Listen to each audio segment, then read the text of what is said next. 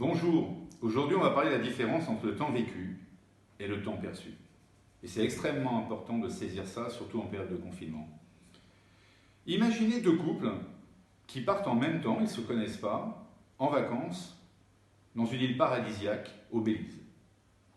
Le premier couple a beaucoup d'argent, ils ont donc réservé un vol privé, ils arrivent sur une île paradisiaque, on a été les chercher en Riva, et ils sont dans un bungalow absolument dingue, les pieds dans l'eau, langoustes tous les jours, plongée sous-marine, ski nautique, c'est juste génial.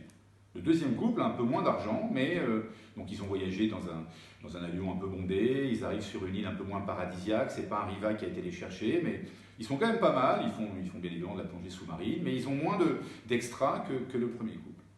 Le temps du séjour arrive à sa fin, il est temps de rentrer, c'est samedi, donc le premier couple, le Riva va venir les chercher, les amener à l'aéroport pour leur jet privé, mais là, manque de bol, les bagages ont été oubliés. Bon, c'est pas grave, on prend quand même l'avion, là l'avion, secoué par les cumulonimbus, ils arrivent à l'aéroport d'Orly, pas de bol, grève des douaniers, et ils rentrent chez eux.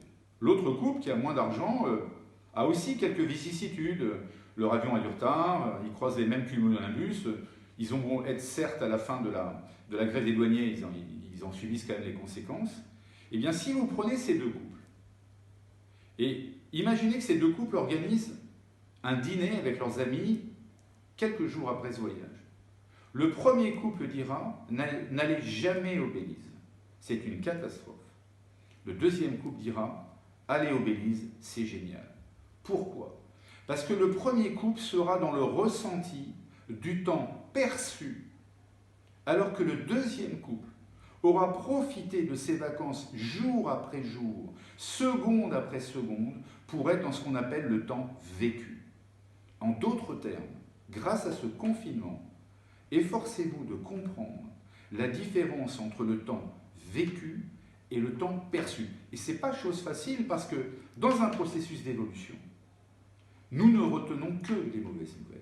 Il faut donc tous les jours s'accrocher à ce temps vécu en engrammant les bonnes nouvelles. Bon courage!